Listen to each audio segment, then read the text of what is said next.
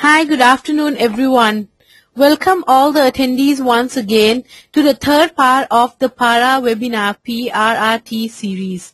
Today's topic is Effective Tourism Crisis Management. For today's webinar, only Mr. Bird will be presenting as Dr. David could not tune in. Please note that Dr. David has helped in preparing the presentation for today, and Dr. David has sent his sincere apologies to all the attendees for not being here today. Please join me to welcome our guest speakers, Mr. Bert Van Walbeek, once again. Before I leave the floor to Kunbert, for any question you may have, please send in by typing in the question box, as all the attendees will be in a listening mode only. All the questions will be answered at the end of the session. Now, without further ado, I will leave the floor to you, Kunbert. Thank you, Monica, and welcome back also on my behalf to the third webinar where we're going to talk about rapid recovery management and marketing, helping to make effective tourism crisis management possible.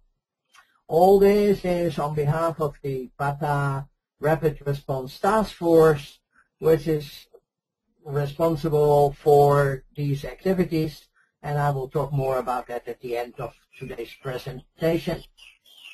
As mentioned last month, global risks for tourism are daily, and we could update those pictures really every month. So we have, within PATA, came up with the 4 R's of crisis management, setting the scene by talking about the readiness states, the response states, the reduction states, and the recovery states. And that, of course, needs to be communicated and reviewed and monitored on a regular basis. In our first booklet that we produced in 2003, which is actually already 10 years ago, we talk a lot about this system. It won't happen to us was the main reason for writing this booklet once we discovered while reviewing the aftermath of the Bali bombing that a lot of people in the tourism industry still had their head in the sand. If you want this booklet, please also let Monica know, because she has a copy of this too. It explains in great detail the various phases and helps to make companies organize themselves, and with the skeleton of this concept, start writing their own booklet. The key questions for readiness, which is really what we're talking about today, is: do you have a crisis management plan? And no joke, do you know where it is? Because last time I asked the company for their crisis management plan, I was told we don't know where it is, but we will look for it, and after 45 minutes, a secretary managed to find it, which was not exactly the purpose of the exercise. What we need is, do you prioritize your assessment, your audits of your risks, and is your staff trained as well as your company insured? And please, another check you should make, are your insurances up to date? In the tsunami situation, we found, unfortunately, a lot of cases where hotel owners had insured themselves, but over the years the value of their properties went up and the insurance did not cover all their losses. Work with emergency management. Do you know who's the fire brigade chief? Do you know who's the police chief?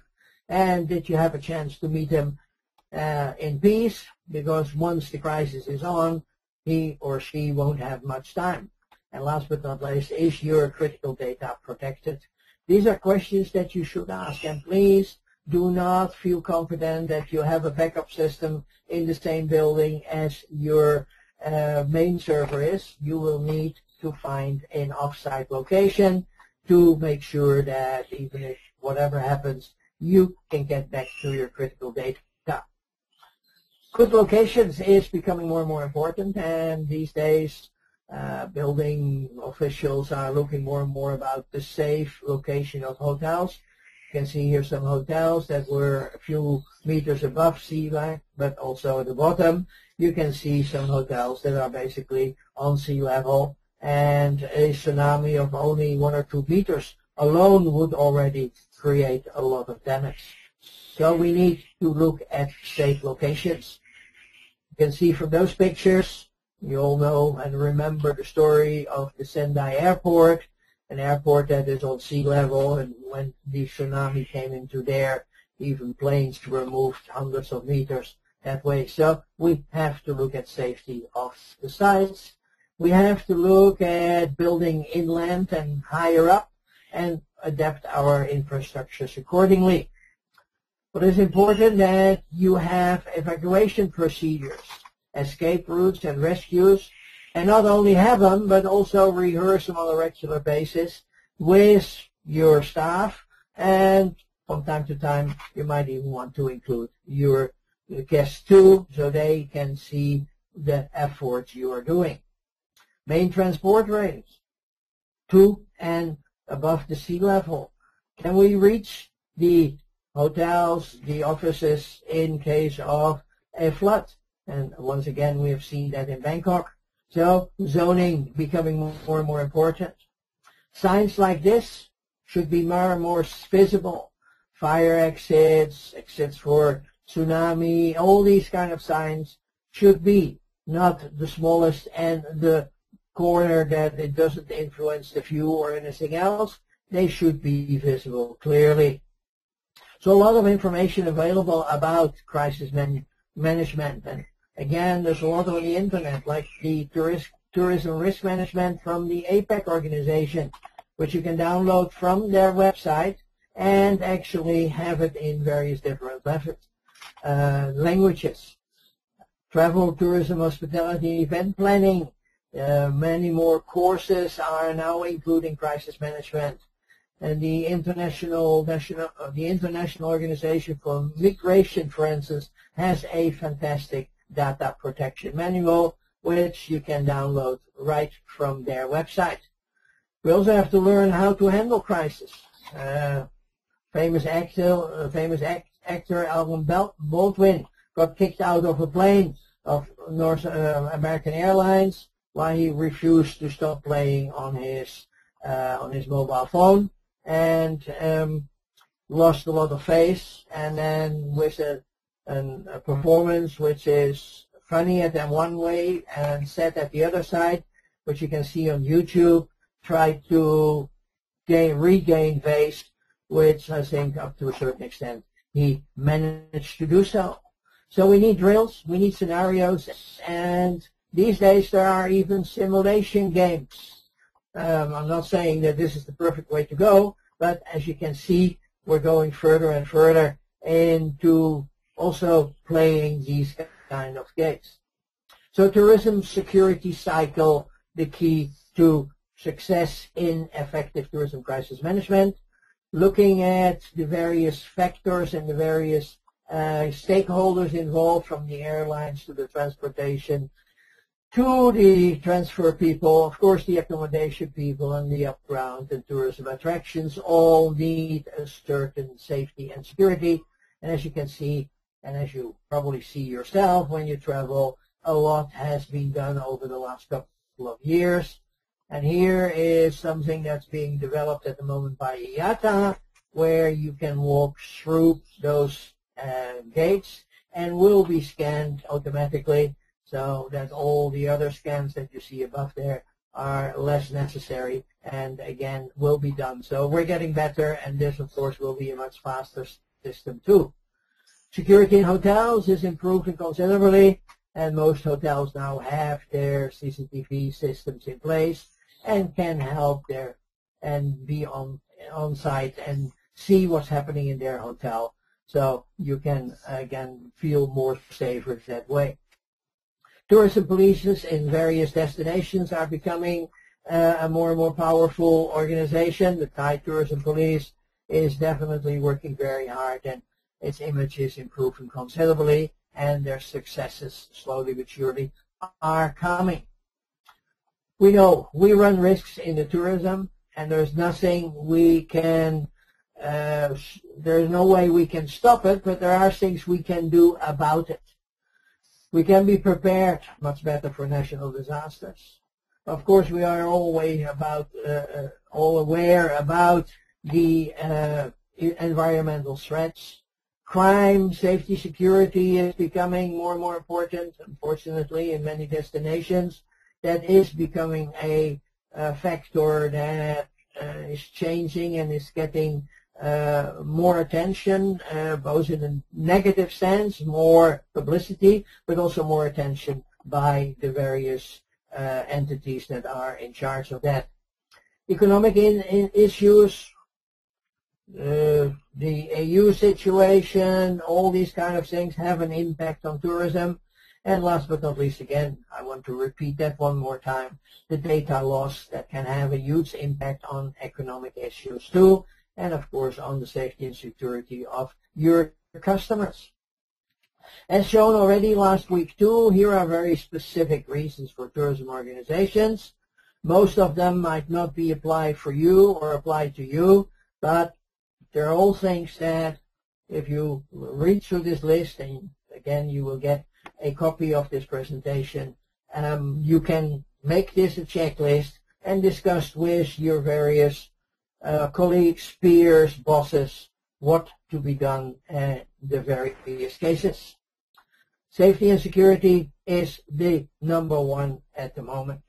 We definitely are looking and improving that and working together with many entities in order to make sure that our tourists are safe and secure, because we know from research that that is their number one concern those days. Not anymore how much does it cost to go to a destination, but is it safe to go to a destination? A lot of that has, of course, to do with perception and therefore reputation management. What is the perception of your destination and what is the perception of your organization are questions that you will have to address. Does it need improvement? Does it need change? And these are part of the recovery management and crisis management. Of course, it is important to have government involvement. But believe me, it is not just the government.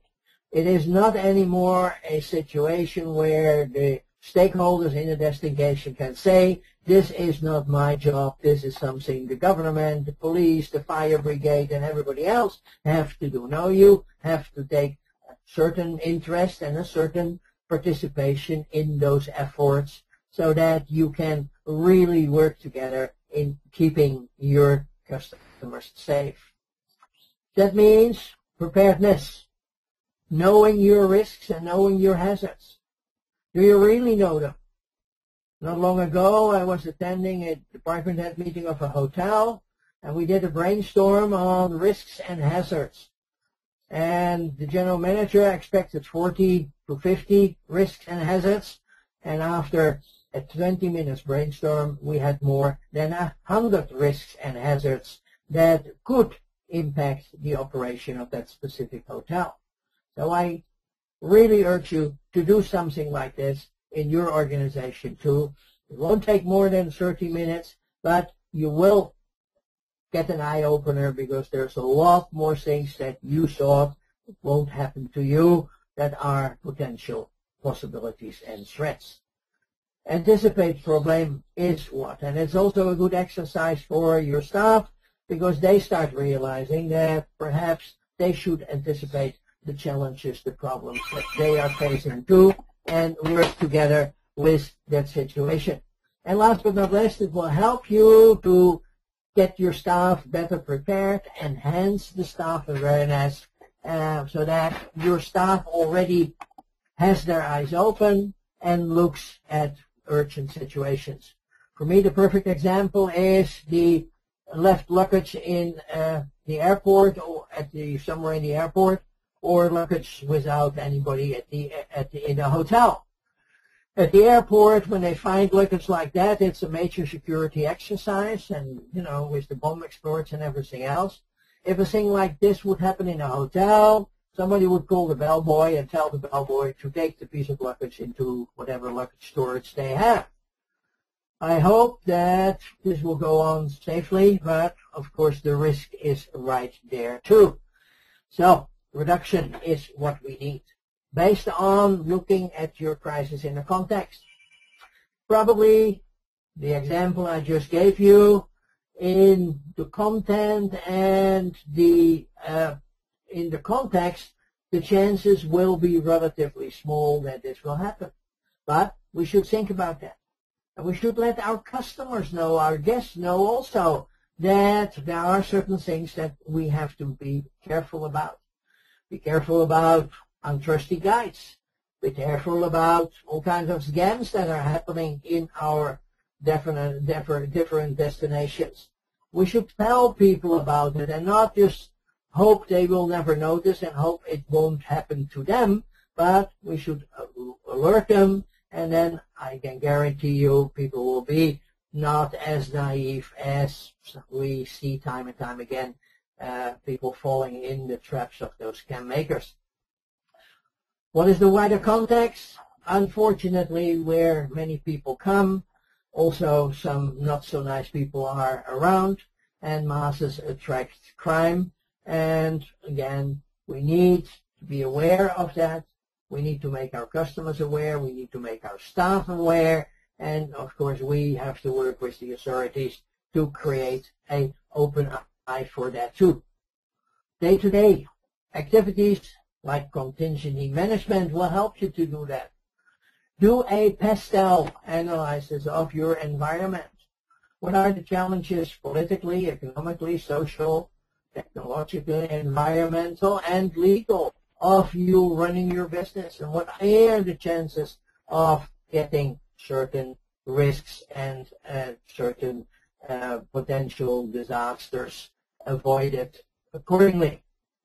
Managing the objectives of your organization, for instance, through SWOT analysis, focused, of course, on the various risk preparedness externally and internally in your destination and in your hotel or in your tour operator.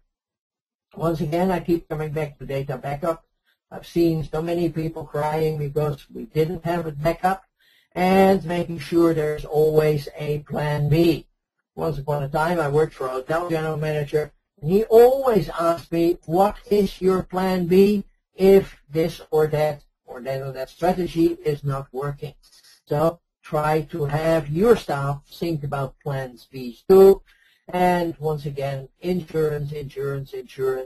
Make sure you sit with your insurance brokers, advisors, and make sure you are properly insured. If you are ready, people will see that when a crisis happens, you do a better job too. Of course, timing is crucial. The first hours of a crisis indicate the long-term response and the image of a company. You have all seen what happened in San Francisco and how the first couple of hours, the reaction of the organization was not as professional as it could be, and the amount of flack they are getting today for not being on the ball. And basically, it took 6 hours to start adapting their website to it. Your crisis management team should in place anytime, anywhere. You should be able to reach it. Rumors have it that the senior person in charge was not available until 6 hours later. So where are you two people? Do an exercise from time to time to make sure that your top team is ready and can be reached anytime, anywhere, even if they're with their girlfriend or their mistress. This is important. Yes, this sounds funny, but I've seen a case like that in a major hotel company, that the CEO was not reachable for 12 hours, despite one of his hotels burning down, and the reason for that was that he was not with his wife, but with somebody else. Last but not least, have spokespersons that have been trained, that have rehearsed. I've seen a senior government official of one of the Asian countries making a huge boo-boo during a mock-up press conference. If he would have said that in public and not during a mock-up simulation, he would have been in deep trouble. And actually after that, he was very appreciative for taking this exercise and doing this exercise so that he could prepare himself better what to say, when, where, and how when a crisis happens. We've seen all the challenges of the December 24 tsunami, and this now is becoming a major academic subject. There's a lot of academic papers being studied now and being written about this tsunami and the way it was handled. Priorities should be set. Of course, priority number one is always the victims, their families, and the circumstances around that. Then only we start talking about damage and communicating accordingly and try to get the facts better in grip. In a lot, like in the tsunami, a lot of facts in the first 24 hours were mixed and not too up to date. Some were exaggerated, some were underestimated. So getting those facts specifically when communication networks break down and internet networks break down and mobile networks break down, very difficult to get that kind of information. Then, of course, priority number 5, what are we for? What are we doing afterwards? Clean up, reopening, that should be communicated also. When are we ready to receive customers again? And last but not least, when you do the recovery, make sure you work together with the community and with all the stakeholders. That can help you to react much faster to those crises. Another subject for a lot of academic discussions at the moment and papers is the swine flu virus we had in 2009. You might all remember how we perceived that. People in Beijing were afraid of going on the street or leaving their windows open because they saw SARS was flying through the air and came into your house. And as you can see here, even kissing was seen as a very dangerous activity. The challenge is to understand that not every disease is an epidemic or a pandemic. And we have to learn to understand the difference. Unfortunately, in the main press, that's not always done. And since pandemic sounds more dramatic than epidemic, it is a word that is misused quite often. An epidemic is related to a geographic region from a certain contagious or infectious illness. A pandemic is when it is around the world. So when we talk about pandemics, we have to make very sure that we're not talking about one geographical region. We have to make sure that our friends in the press also start adapting that and do not confuse that. You all remembered what happened in 2009. SARS was in Asia. Tourism went down 30, 40, 50%. And, of course, if you look at the definitions of epidemic and pandemic, and you look at the actual figures of the amount of sick people, recovered people, and died people, then I hope we all agree that although 816 lives were lost and, of course, regretted, it was definitely not the epidemic or the pandemic that some people in the major press and in certain organizations were looking for to get more funds and to get more funding. Mortality rate was about 0.7%, which is about the same chance that you have with a common flu. So we have to be clear and have to conduct and challenge the examples accordingly. Media coverage was, of course, magnified and a major threat as a pandemic. Which it was because it was not only in Asia, it was world around, but definitely not a major loss of lives, not even a major amount of people were affected. We have the same situation at the moment now, H7N8. The publicity around this has slowed down a little bit, but 2-3 months ago, the World Health Organization announced that this would be one of the most lethal viruses ever seen around the world.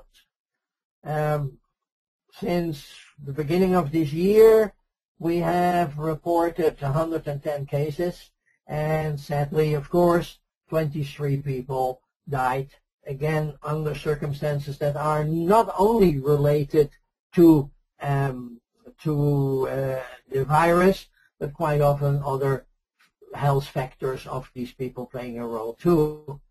So we need to be ready, and we agree we need to be ready, and you have seen that time and time again at airports, employee screening, vaccination campaigns, and isolation of expected carriers is what happened very professional in the beginning of this year. And if you compare that with how the reactions were during the SARS period, then I think we all have learned a lot and are doing a much better job on applying crisis management. From a response point of view, again, we have to report the impact and the perception, as I showed you, and we have to take preventive messages and tell the people what we're doing, where and what, and assess the risk of getting this. Saying that 100,000 people will be affected is a very dangerous statement, which of course makes great headlines, but is not always the right way of attacking that. Therefore, we need to put things into context. Of course, we cannot handle it on a trivial basis or just minimize it, but we have to compare it with other situations and with other diseases and other pandemics or epidemics that have happened in the past already. Definitely, we have to protect our travelers. That, of course, is always a challenge. And what is also important, that we have to be globally consistent. You see, during the last couple of months, me traveling around Asia, in some areas they took it very serious, where the next airport they did not take any measurements whatsoever. So that, of course, makes the total exercise and not a very professional one. Recovery, all kinds of systems to be done. The SARS report, the SARS recovery program from PATA, called Project Phoenix, was a good example and a template of further development. And again, this Project Phoenix, with its success, but also with some of its not so successful parts of the program, were a great help in developing the PRTT further. So, work together. An alliance, government, private sector, and media should all work together. I sit on a crisis committee team in one destination where we also have media representatives as part of that team, so they can help us to form the right message, to understand the needs of the press and cater to that also. Recently, the PRTT has handled or has supported some of the crisis. We were behind the scenes involved with communication efforts after Cyclone Evan hit Samoa and Fiji in December 12, and of course caused a lot of damage. One of the destinations handled this in a very professional way, with early warnings, real-time status reports, and Recovery Alliance, where the other destination still needs a little bit of improvement. Was not enough communication with the stakeholders, information about the status during and after the cyclone were not coming forwards at all, and there was no after effort telling customers or telling guests why to come back and what are the compelling reasons to enjoy the facilities and the environment of that island again. Also, not long ago in February, an unhappy incident happened, or a sad incident, I should say, happened in Guam, which is a small community of about 500,000 people, and the principal industry is tourism there, mainly the Japanese tourism. Their business is growing on a constant basis and is very successful. Unfortunately, on February 12th, there was an unhappy incident where let's call him a not very mentally healthy person, decided to start attacking people with a knife, then hijacked the car, didn't get very well with the car, drove it into a supermarket where a lot of Japanese tourists were shopping, and then start stabbing people. And unfortunately, 2 and actually later 1 more victim died. This, of course, was a huge impact on this small tourism community, and PATA reacted very fast after we got the first notice on the BBC network, and our regional director in Australia sent this message to the marketing director in the Guam Visitor Bureau, and again we started reacting accordingly. And soon we saw this kind of headlines coming online, and that of course is debatable whether 2 tourists being stabbed is a mass stabbing or not, but again it's selling and it's being used. So we talked further and we started communicating with each other, and Chris warned the PRTT committee with this email and see, let's do something, can we help them and can do. That then created a first email by me as the PRTT chair, and I would like to assure you that the PRTT is ready to help and assist if so desired by you in these challenging times. This message was much appreciated, and we also sent them a bounce back booklet that will give them some food for thought, specifically on some specific pages with a lot of checklists on that. The message was much appreciated, and we got feedback from Pilar, the marketing manager in the Guam Business Bureau, who is also the chairperson of the PATA Micronesia chapter, and we started reacting accordingly, and they helped and we helped. She sent us some information which we then used accordingly, and she also helped to contact people in Japan, and once again in Japan, one of our members is there also, got into contact with that too. So as you can see, within a couple of hours we had a whole network of people involved, and everybody was then accounting and sending messages accordingly.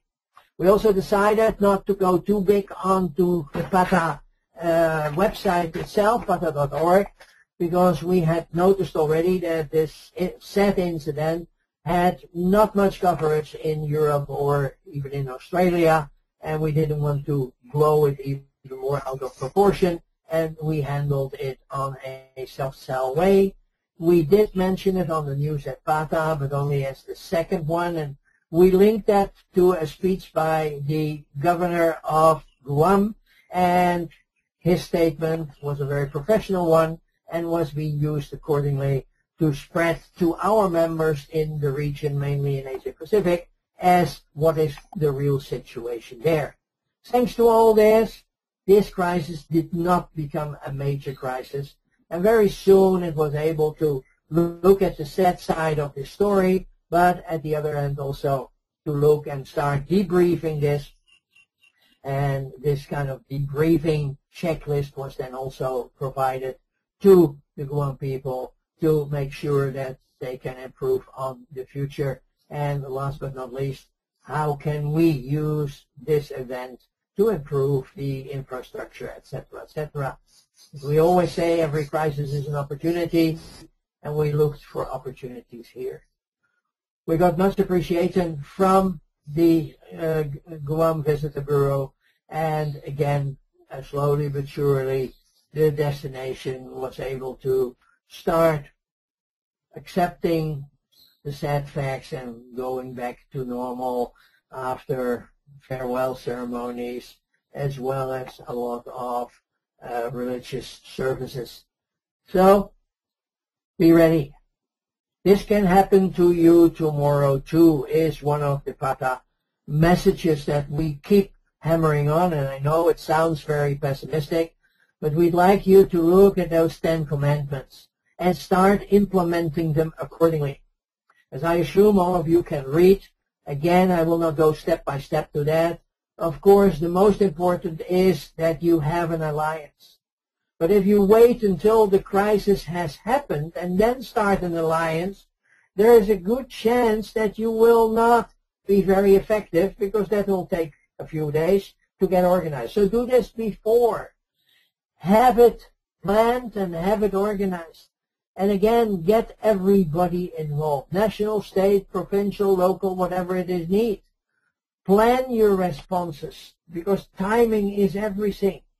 You can draft already certain parts of your response after a crisis and fill in the blanks accordingly. People, of course, are the main focus of this kind of recovery management. And last but not least, strategic planning and contingency planning is coming in there later. So this will help you to build back better.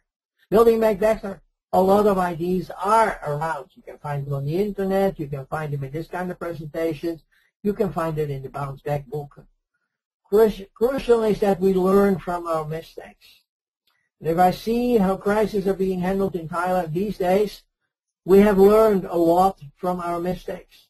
And yes, we made a lot of mistakes, but as, unfortunately, crises repeated and repeated, we got much better in doing it.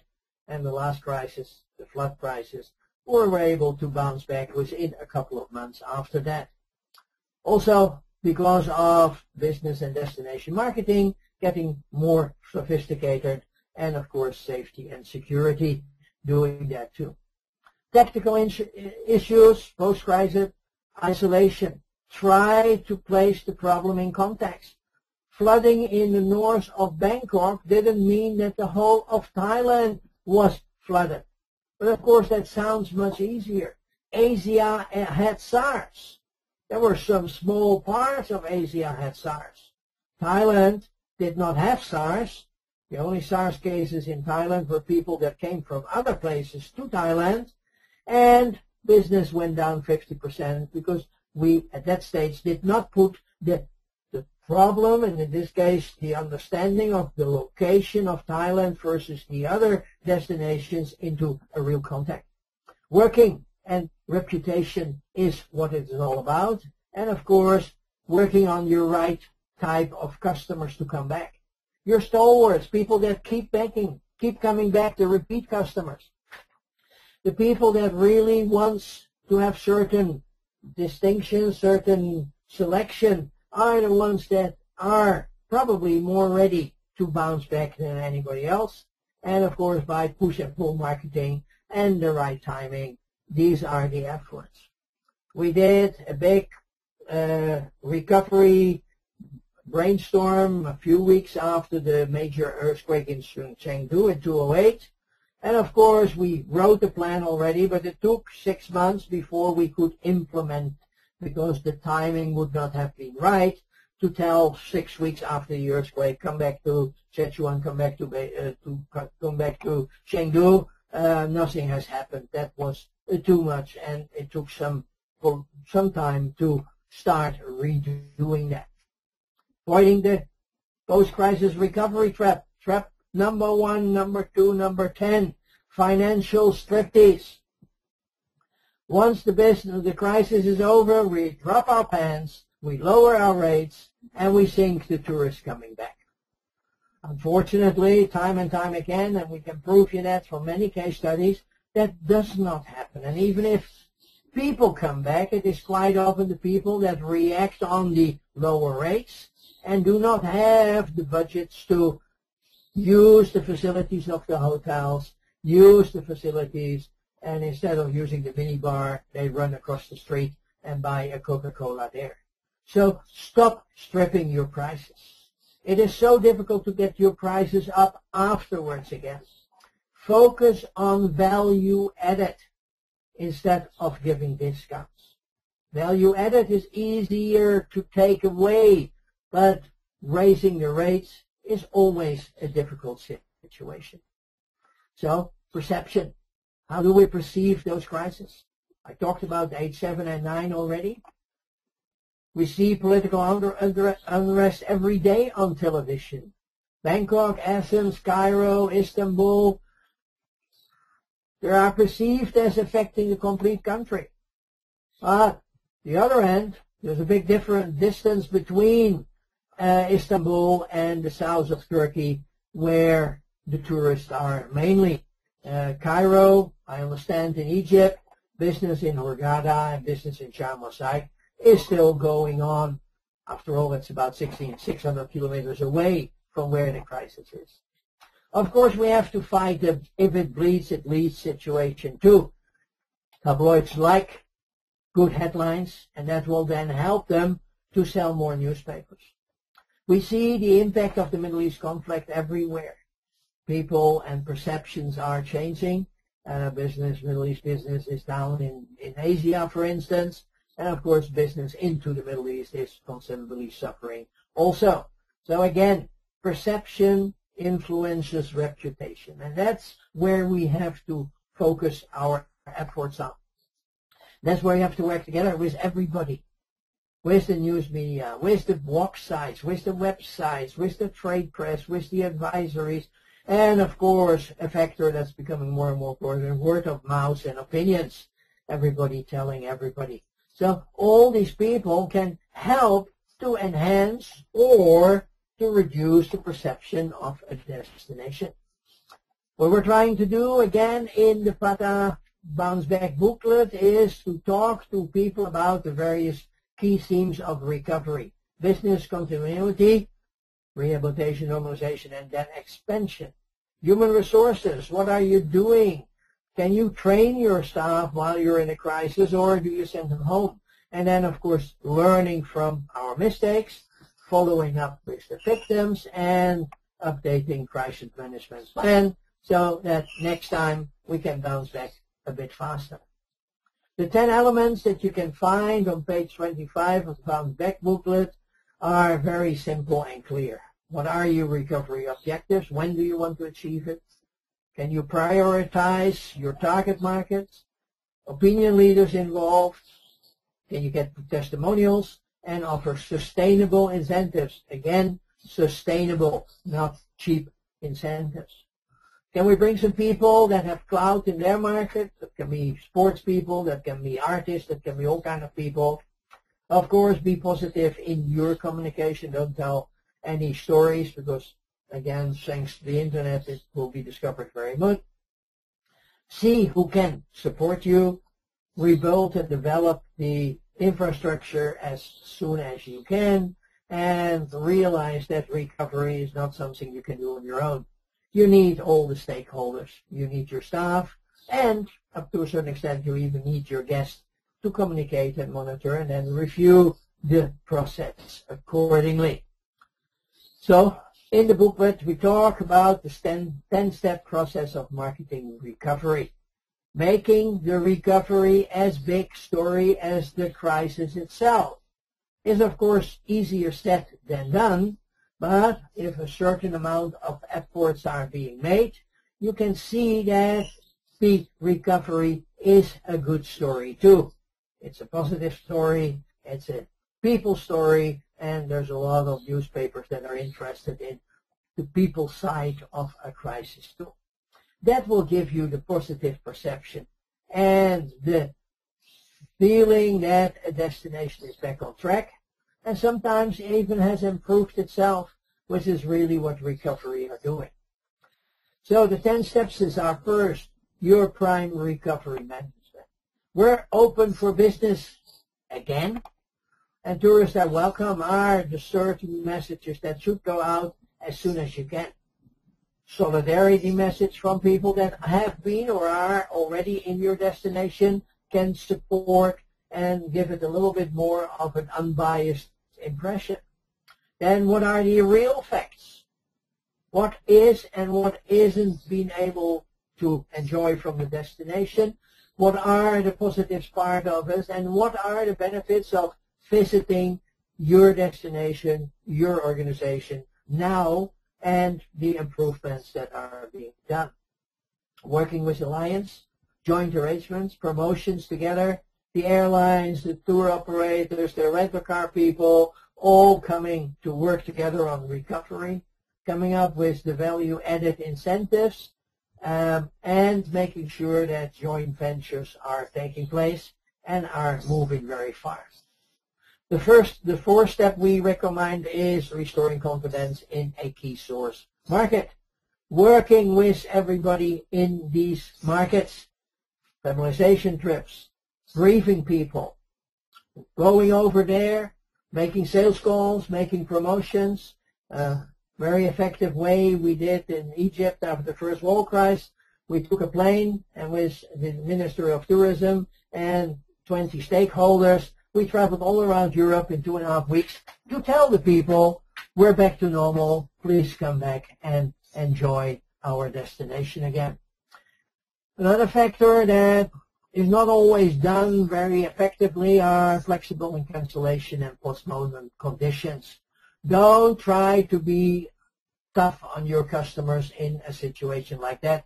And, doesn't mean you have to make the money back or you have to give the money back, but at least you can extend deadlines, extend new booking dates, etc., etc.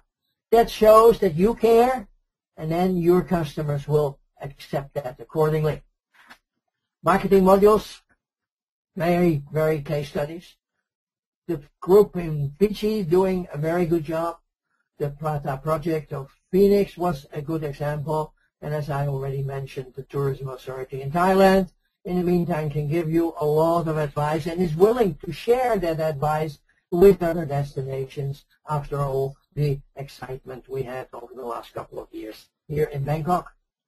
Recovery of the post-March 2011, again, is a story that is still under development, but Japan already is recovering, and a lot of studies, I expect, will be done on how that was handled in that situation. Protecting profitability, here I go again. Don't strip these. Maintain a limited time frame for financial incentives and offer value for money better than any discounts. Re-imaging the business, crisis, as I said before, danger and opportunity. Perhaps this is the opportunity you have been looking for and the time to step back and look at what can we do better in the future. How can we create a better product, a better destination, and perhaps look also at things that have been taken for granted in your destination that can be smaller attractions, smaller benefits that could be highlighted accordingly in a much better way after such a crisis. Value-added benefits. Sorry, I repeat myself a couple of times, but it is really time and time again we see that people just throw discounts on the market and then after 6 months start crying. People after the first couple of months will not know if it's safe to come or not, so even a discount will not bring them back. And then when they're coming back, it's going to be very difficult to raise the prices accordingly. So welcome events, parties in your hotel, in your destination, and extra hospitality touches. This is the time your staff should be able to talk to every customer and make a personal contact and come up with hospitality touches that perhaps in the high season you're not able to deliver. Working together on highlighting the positive is, of course, the next step there. The destination management, and everybody else should work together so that positive news of how business is bouncing back, how business is doing, actually can enhance and can make people think about it twice.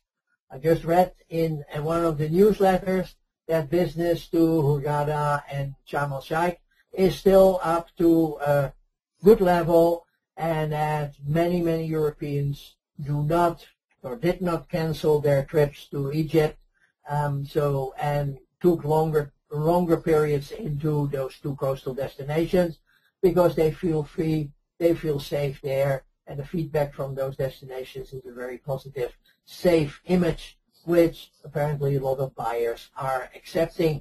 So visuals can be a good work also.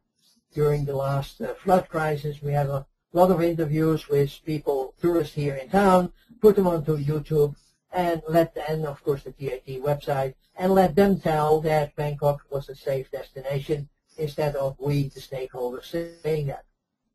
Reporting and monitoring is the last step. Analyze, learn from it, publicize what you have done and how you have learned from it, and then let the world know how to recover. The World Our Guest program that we did after another political incident here is a good example of how much promotion we were able to get after the crisis, talking about the recovery plans and not about the actual incident. So let's work together with the press, influence them, shape their perceptions, and try to enhance and work with them on understanding the perceptions a little bit. Is the glass half full or half empty? Is a debate I had with many journalists. Some I lost and some I won. However, if they are professional, they can be a great ally, and they will be able to help you. And we have seen that time and time also. If you approach them as a stakeholder, they will work with you within the contents of their editorial challenges and help you to spread the message out again over there. So media engagement, give them the real facts, give them facts they can check themselves, and make sure that you have the right spokesperson. That spokesperson has the right mentality and is contactable at basically during a crisis any time, but can give a consistent and honest message. So working together. 4 steps on how to work together with them. Of course, media these days is not just newspapers and travel magazines anymore. It's electronic media, it's Facebook, it's Twitter, and this famous blogosphere, where bloggers are normally the first one to react on a crisis. Choose the right media for your destination. And this can apply to your organization, your business too. Look at what the audience are, and look at what outlets you will have to use, and of course look at people that have a positive approach to tourism about it. High quality can help, and report the story fairly and responsible is what you should expect. Then work with some ground rules. When you invite the media, give them a certain timetable. Facilitate the works of the crew and work together, but not set the agenda. If you force the press to write about this or that, they will not do it. But of course agree on the theme of what will be covered and work with professional people. Understand that they need equipment, that they need overweight, and again, make sure that when you assign guides or contact people or liaison people to them, these people should of course be of a very high standard too. The actual hosting. A tip I got from one journalist a couple of years ago who said to me, you know, what's most important is the first and the last impression. Do we get a warm welcome and a warm farewell? So, or after 2 days, they pick us up with a limousine from the airport, and on the way back to the airport, they tell us to take a taxi. That apparently does happen. Perhaps not with you, but it does happen. Of course, bureaucratic formalities. How much can we cut that out? And can we make sure senior officers are available for interviews? That can mean the government, that can mean the governor, that can mean the Minister of Tourism. These people, of course, can have a much better impact than just a general manager or just a managing director of a tour operator. Good schedule, create some wow factors so that you really impress the press, and again, allow them to free time. Last step is post-hosting. After that, make sure you follow up. What did they write? How did they write it? Debrief the providers and the stakeholders that offered their services. That can be the airline bringing the press, can be tour operators taking them around, hotels giving hospitality, etc., etc. Because if it's positive, you can use it for further broadcast. So easy these days to continue these kind of news results and multiply them through the internet, and some of them might even go viral. Then material is excellent. Keep those people on your list. Invite them back, perhaps next time not during a crisis, so that you build up relationships. Last but not least, of course, we have to look at other factors. Government travel advisories, I will come back to it, and then some of the stakeholders are playing a role. Safety and security is really what people need. We also have to learn how to work with foreign ministries on travel advisories. Yes, we can moan and groan about it, but there is very little we can do to stop them issuing this. What we can do is make sure that we get better, accurate timelines, and that when the crisis is over, they retrieve those various advisories in a faster way than let them sit for another couple of weeks on the internet or their websites. Some countries are doing that. Australia, Canada, UK are working very closely, and we also are working closely with some of them. We have David Beardman and our regional director in Australia working together with Smart Traveller, and we have our PRTT member Emma Cashmore in the UK also working with the Foreign Ministry on a advisory committee. So talk to those people. That will enable. The bottom line is a simple one. What we should tell our customers more and more, if you can't afford travel, if you can't afford travel insurance, you can't afford to travel. So travel insurance is something that we have to do in a promote in a more active way to avoid a lot of sad stories that I hear from the various embassies. One of our sponsors of PATA and one of our partners, Travel Guard Chatris, is really helping us in this direction too. Working with tour operators, specifically with the reservation staff and the travel consultants that sit in the offices where Papa, Mama come in and say, can we go to this destination? And this, in all respect, boy or girl will say, no, it's not safe, or yes, it is safe. And these customers, in normal cases, will respect their opinion. So destination management organizations might need to subsidize some of the efforts in the beginning. Working with airlines. One of the biggest problems in Bali after the bombing was that Garuda reduced their schedule. So even if people wanted to come to Bali, they had a problem getting there. And that delayed the bouncing back of Bali in quite a substantial way. So make sure airlines work together to create the demand and to continue getting the demand, and try to not do any administrative or anti-competitive restrictions during that situation. Don't forget the cruise lines. They also have a lot of destinations that they visit. Okay, they don't sleep there. But again, there's opportunities there to either move them around, give them the right information so that they don't stop coming to your destination. Work with the travel agents. Build up the confidence so that when people come to the agency, the consultant will still take this brochure from the rack of brochures and not take your competitor's brochure and says, here we are confident you can get a great holiday there. So that's why we have the PRTT, and we're here to help you if you so desire to turn crisis into opportunities.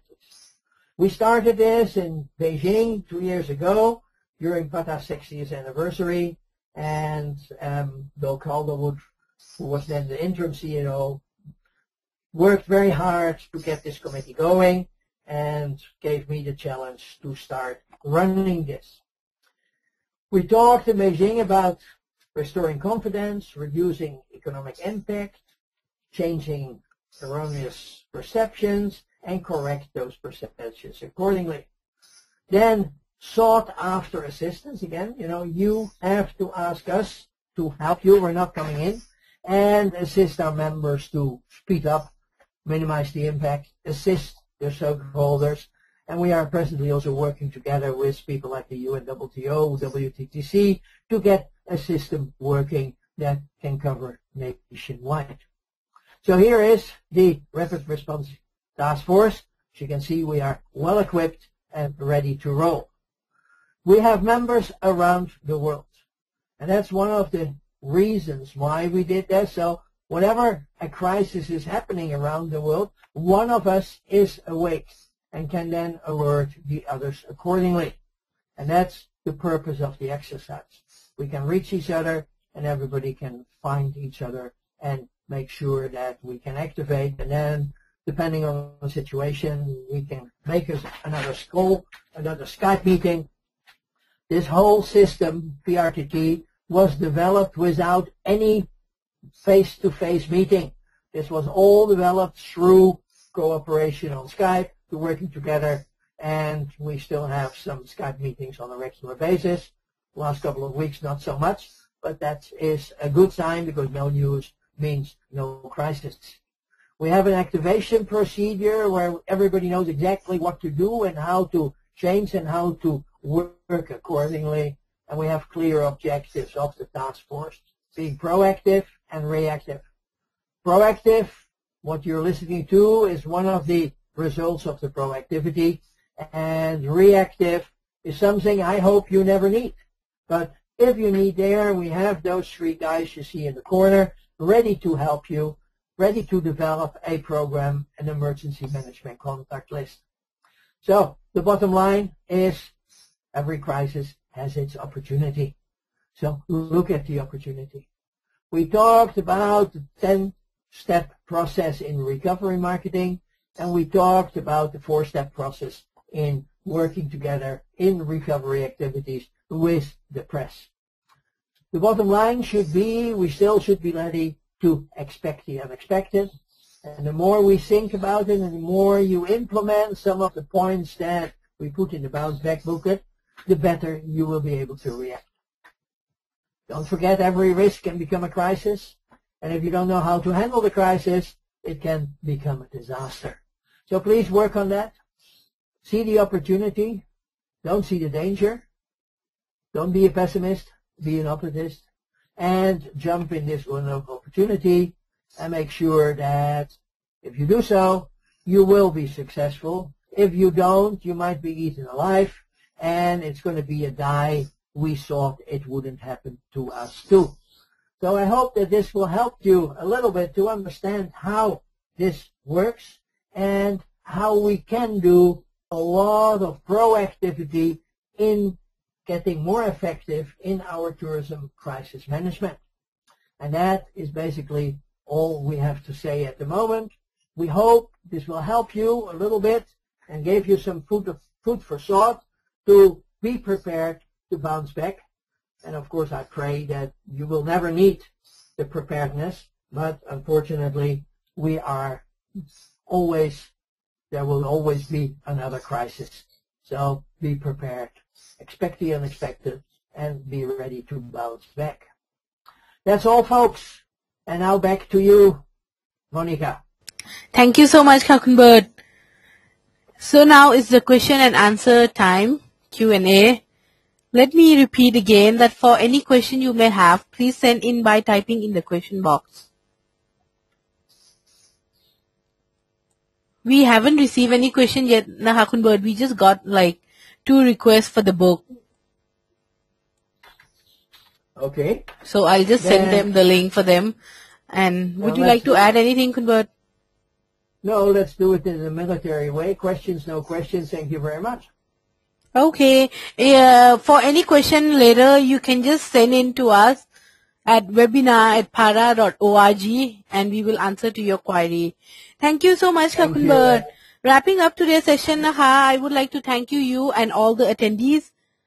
And I hope that everyone enjoyed the session.